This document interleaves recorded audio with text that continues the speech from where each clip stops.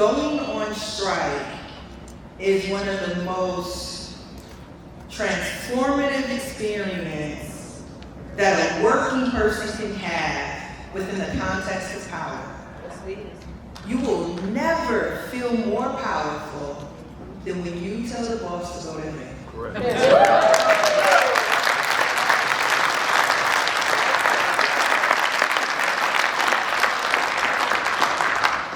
So I'm going to tell you about Chicago Teachers Union a little bit and how since 2010 we have told multiple bosses to go to hell. You know, SAG, WGA, Teamsters, and right now UAW is teaching a master class on how you get a cross-section of workers to collectively say, go to hell.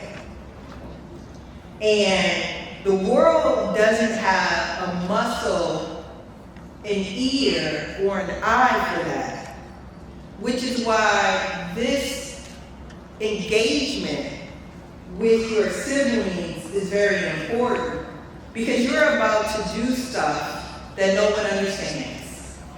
You are about to say things that sound foreign to people. You are about to be powerful as working people, and the only people that this society thinks is powerful are people like Elon Musk. Come on. So understand that what you are endeavoring to do, organizing to do, is gonna take something. And I'm gonna talk about the something that it's gonna take. I do think that Carl downplays his role in Chicago. Did anyone tell you that Carl Rosen built power in Chicago? That he is a part of a political party that has helped to elect the mayor of Chicago, a black man, a progressive, a labor organizer, a middle school teacher. He helped to do that. Shout out to y'all.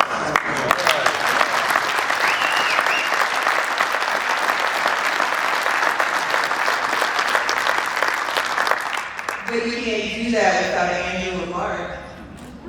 He can't do that without a capable team of partners to be thought partners, to be friends, to spar with, to think dimensionally with. So y'all give some love to Mark and Andrew.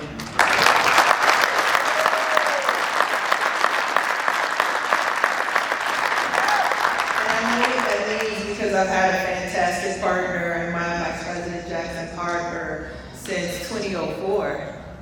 Yeah, we taught at a school on the south side of Chicago. You may have heard about that.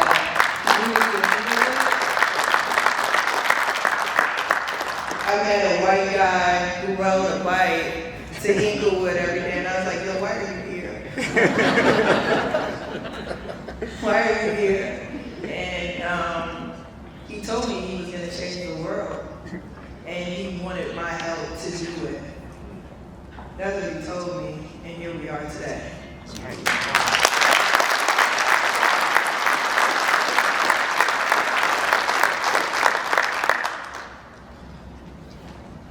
Labor will save America. Labor has to save America. So that means that we got to stretch out you all, and we got to be more courageous. In 2010, a black woman, Karen Lewis, became the president of the Chicago Teachers Union after my vice president, Jackson Potter, went all over the city of Chicago asking educators, weren't they tired of school closings, right? Almost 200 schools in Chicago were closed in the span of 20 years. And when you close schools, you foreclose on communities. And when you foreclose on communities, you cut off parts of the city. And when you cut off parts of the city, you marginalize the people who live in those parts of the city. And so for years, the mayors of our city, because the mayor was our boss, the mayor is our boss. We're under mayoral control in the Chicago public schools. And so the mayor of the city every year will close schools And the schools that the mayor was closing were in neighborhoods that were disinvested in. So everyone's familiar with the story of the Chicago Defender and the Great Migration. You all have your story here in Pittsburgh about the Great Migration. People who leave the terrorism of the South and come north because someone told them it was a job for them. Because someone said that there was sanctuary for them. Someone said that it was safe and it had opportunity, and they got on trains and they got in cars and they came north. My grandfather did that, and he stopped at steel mills in Chicago and in Gary, Indiana. And then he went a little more east to South Bend, Indiana, and worked in the car factory, the Studebaker. In fact, he retired from Dodge in Michigan. It matters that we know from whence we came. Amen. Because we can understand where the fight is and why it's so fierce. So Karen Lewis, with the coalition of rank and file educators, took the power of the Chicago Teachers Union. And if the Chicago Teachers Union was a powerful entity, we couldn't tell. I told you, hundreds of schools have been marginalized under mayors, plural. Teachers, especially those in black communities, who were also black, who also lived in those communities, shout out to redlining. Y'all know redlining, right? Yep. It's a policy that codifies, that sanctions and rewards segregation. So with redlining, not only did you work in your community, you lived in your community. See where I'm going here? So mayors in our city close our schools, and when they close your school, you don't have a job. But what ended up happening, especially to black women, because we go to school, after school, and some more after that. So we cost more money. Because teachers have a salary schedule that respects both your education and your seniority. So you have women who were earning at the top of the scale, who were master teachers, being fired. Now, you might say they don't get another job because they're educated, right? But in the Chicago public schools, that means you cost a little more money, and people kind of like didn't want to see that. And if I was a young principal, who wants an experienced black woman telling them what to do? Because we know how to organize. Because we know how to organize. So you have communities that were being marginalized over policies that were racist. And you had a labor union before Karen Lewis and Jackson Potter and Jesse Sharkey that did not respect its purpose and the ecosystem of Chicago. In fact, so much so that we had allowed private options to proliferate in our city, charter schools, where there wasn't a union contract there, where the basic things that those who had fought for before us had already won. But now women were negotiating lower salaries than men again. In private though, not at a table, not with the transparency and the collectivity of a union, but in private. So we were going backwards. So during this time, private options came up. That workforce, that black workforce became more and more marginalized. And with that marginalization came the schools as well. So you had a school on every corner and none of them resourced. And so in 2013, Rahm Emanuel came along and said you had too many. And he closed 50 at one time in the black community. Ain't that diabolical of me? But he did it because in 2012, Karen Lewis put Chicago and these mayors on notice that we were going to have a strong labor movement, and she was going to lead it in the we and the us. So Karen Lewis said that the harm and the pain that workers are feeling is the harm and the pain that parents are feeling. It's the harm and the pain grandmothers are feeling. It's the harm and the pain that neighbors are feeling. It's the harm and the pain that our youth are feeling. She knew that transformation only happens in the plural pronoun. So she expanded the definition of our union and included the community. Ain't that something? She invited the community into the doors of our union to create contract demands that would impact them when we went on strike. Common good bargaining, a contract campaign, changed the trajectory of the third largest city, what is it, the fifth largest economy in this country. Well, the fifth largest economy in the world, but the third largest city in the country. A contract campaign, you all, anchored in common good bargaining. And so in 2012, after 25 years of being a doormat to the boss, we went on strike. Come on.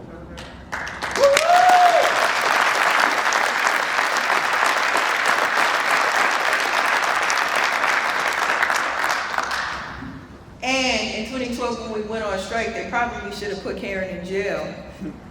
Because in 1995, we have basically lost our bargaining rights. Wow. So when Karen Lewis was talking about anything except for wages and benefits, she was speaking outside the bounds of the law. And then she was speaking to a board of education that was appointed by the mayor of Chicago. And they were filled with bankers. You hear what I'm saying to you? But in 2012, our union went on strike. And we shut Chicago down. That's right.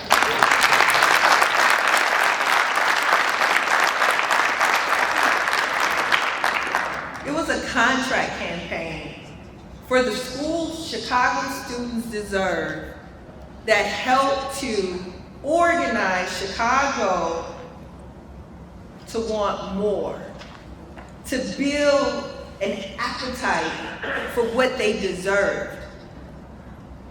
In 2012, people never felt more powerful in their life.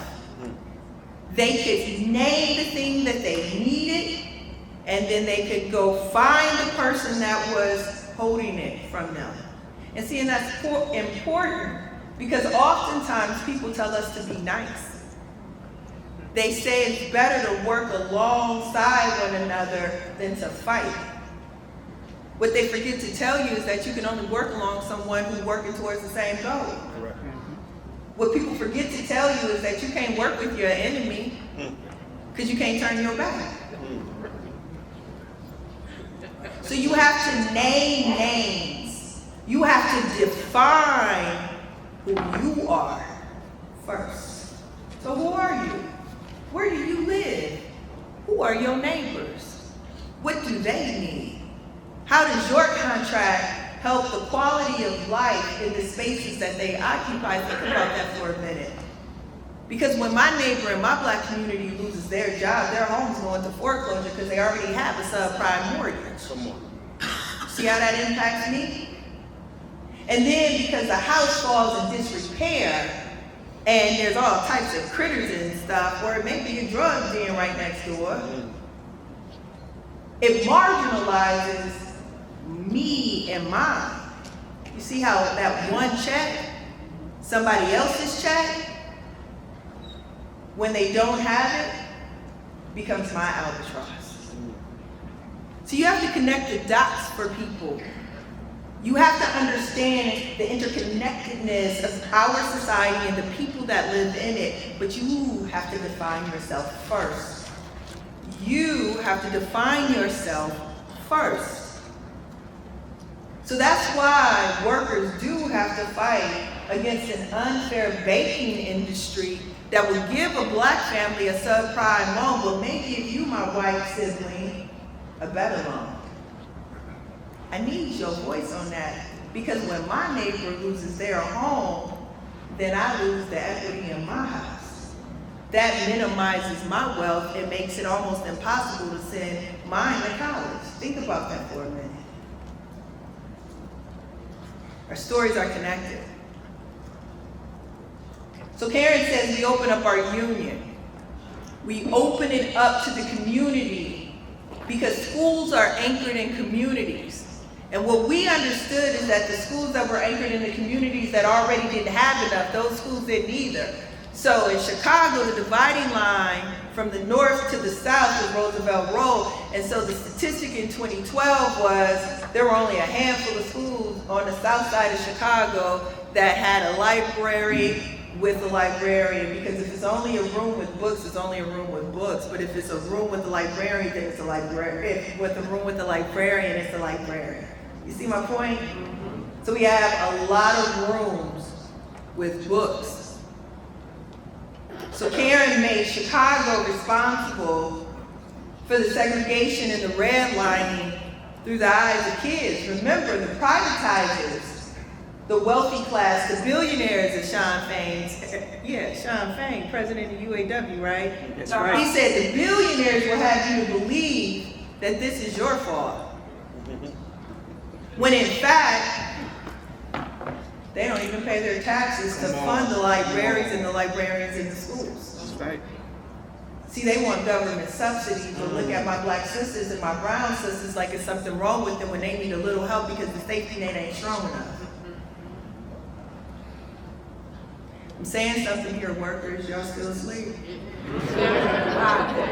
Y'all are way too quiet as I talk about the oppression and injustice of your neighbors. Y'all are way too quiet when I am talking about building power, especially in a country where Ron DeSantis said that black people were on a job training program on large farms. And let me tell you, if he can tell America that they were large farms with job training programs, and he can also tell you when you're at the negotiating table that he can pay you less because he ain't paying you nothing. Come on. See, labor rights is also embedded in the liberation of black people in this country, because if we ain't getting paid for it, you ain't either.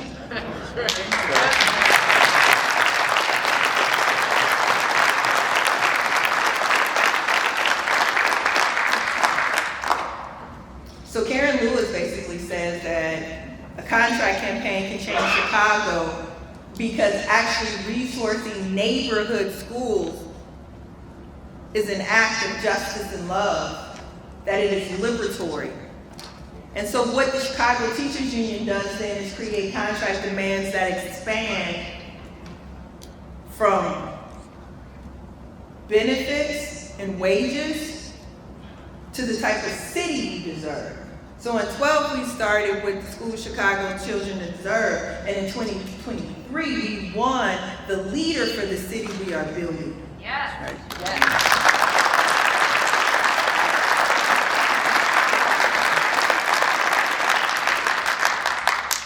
But 2013 came and Ron closed 50 schools. So let me say, on this road to a strike, even on the road after a strike, the enemy still is present, the boss, right? Draw the line in the sand, make sure you know who you are and they are. They, the boss, doesn't want you, the worker, to have much of anything. So in 2013, 50 schools were closed, and families all over that city cried, begged, pleaded, marched, organized, sat in, occupied. They did everything imaginable. I have never felt more powerless in my life than to have every right argument, than to lose that because the boss had power. Even after 2012, y'all can Google 2012 and see all those red shirts in the streets of Chicago. Even after people can count votes, shout out political leaders who don't count well. Yes, I hear you, sister. This is not a union meeting, this feels like church. Not in the Baptist tradition, I might add. I'm trying to be on my group. Hey, girl, you doing it for me. I got you, Queen. I got you. We got you.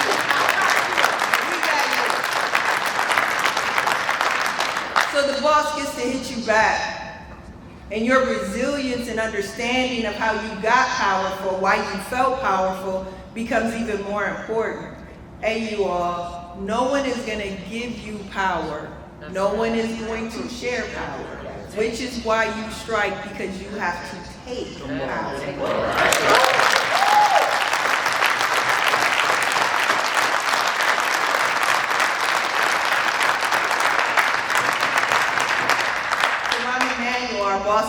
time, Mayor Rahm Emanuel, our boss at the time, he took back his power and he did harm to some of the most vulnerable communities and families in our city.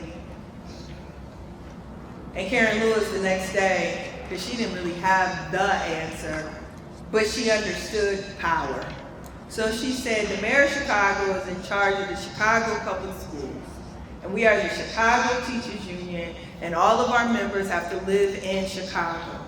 And so we are neighbors to the people who have just lost their school. And what we are going to do is build more power and share it. So she told,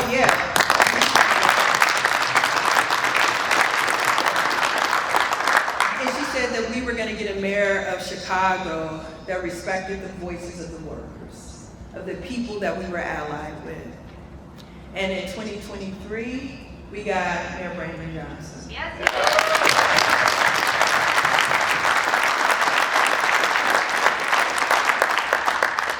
Mayor Brandon Johnson isn't a mayor who benefited from the Chicago Teachers Union. He didn't come ask us for our endorsement. He built the endorsement process with us. See, he and I started on day one at the Chicago Teachers Union in the Summer Organizing Institute. He built the very power that had oppressed and marginalized the opportunities of West Side students to attend school on the West Side of Chicago and receive an equitable and fully resourced education.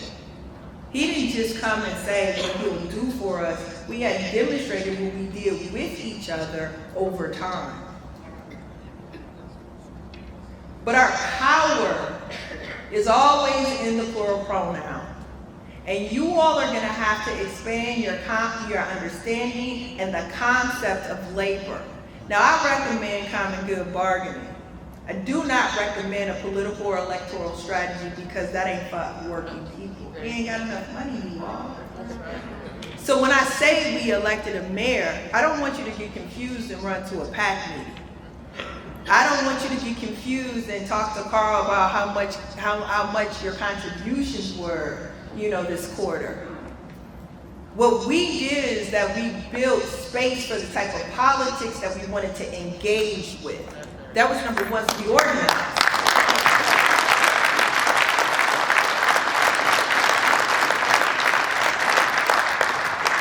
I don't want a debate between bad and worse. I don't want a process that gives me marginal and nothing.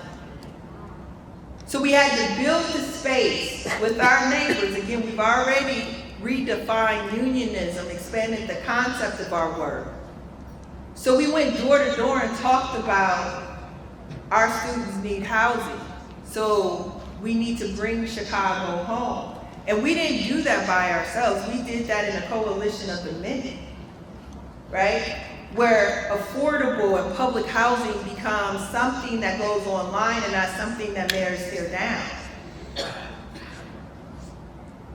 Our movement is a movement that was anchored in a contract campaign that transformed the city of Chicago and that gives more to all. This past Thursday, the mayor of Chicago introduced legislation that gives fair wages to tipped workers. And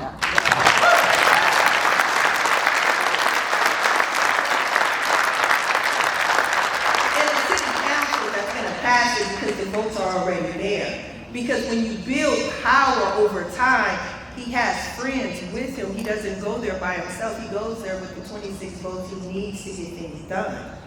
See, that's what happens when you don't give checks or work on someone's behalf, but you build the apparatus that you need to get what you need. So he introduces that legislation. He also introduces legislation that gives Black youth a voice in how they want to engage in civic life and what they need in order to be safe. So Black youth put together a coalition with others. You see the theme here, coalition. With coalition with others, they put together a framework, a template that provides a pathway to their own liberation their sustenance and their support. That too was introduced in City Council last Thursday. And then the last thing, in 2019 we went on strike. We got a theme in Chicago, we was on strike in 12. Then we went on strike again in 2016. And then we went on strike again in 2018. And then we went on strike again in 2019.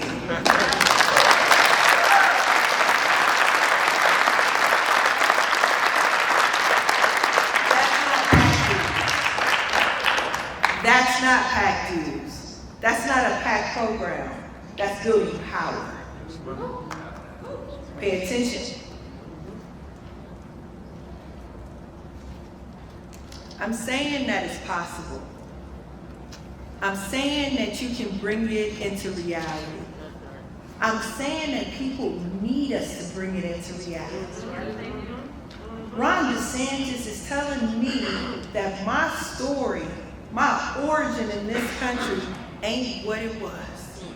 And he's not doing it because he just wants to remix history. He's doing it because he wants me back inside of that history.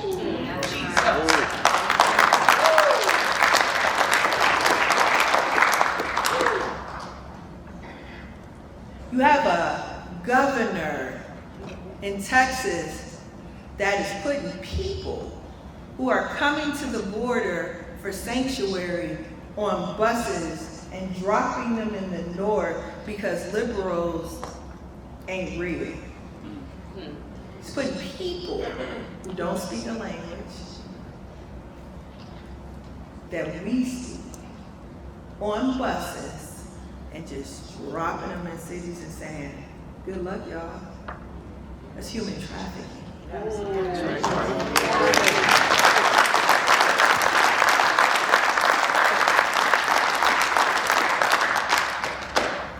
They're banning books. Why would you ban a book? Why would you ban a book? Especially when they say education is the civil rights issue of all time. That's right. Come on. Especially because public education is a bipartisan issue. Think about the same story being told in two different ways. Books authored by our queer siblings. Books authored by our black siblings. Books that offer a complete and dimensional and beautiful story of the resilience and the transformation of our shared spaces. They are banning those books. Listen to what I'm saying to us today. Labor, if you want a better wage and a better benefit, then you better believe in the liberation of black people. Yes,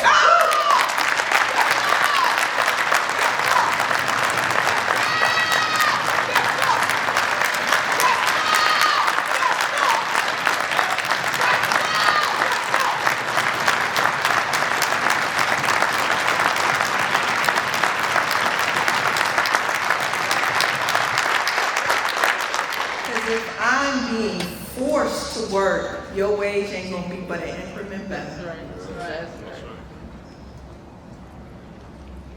Families, if you want your children to exist in a world where they can transform, dream, and be whomever they want to be, then you better say that the public accommodation belongs to the workers too. And when I say public accommodation, I say the buses and the trains, the schools and the healthcare centers. That's right. That's right. And the housing. If we don't have a base from which all of us get an opportunity, then this doesn't work. So workers, you have got to fight for the billionaire class to pay more than their fair share.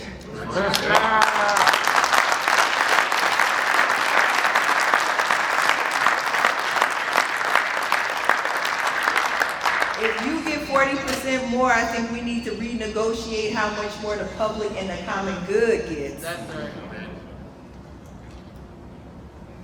Workers, if you want a democracy, that is public safety.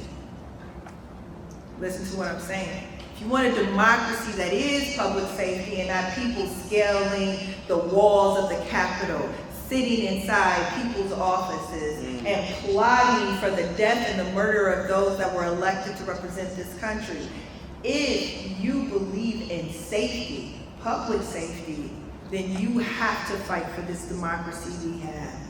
We cannot allow a rhetoric that is exclusionary, a rhetoric that is demoralizing, a rhetoric that is anti-American.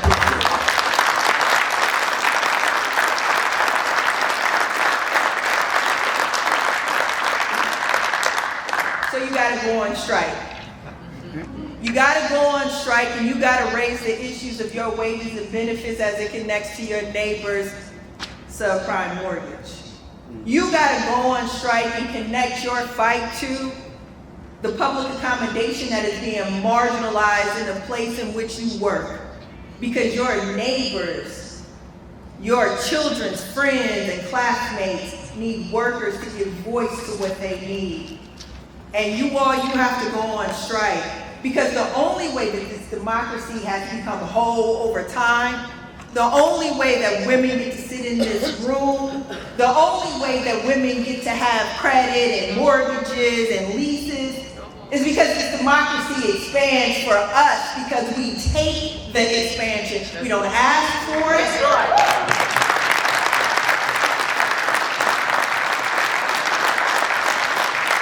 We don't beg for it. We don't fight. We organize. That's right. We bring our neighbors with us, and we take everything that we need. Shout out, UD.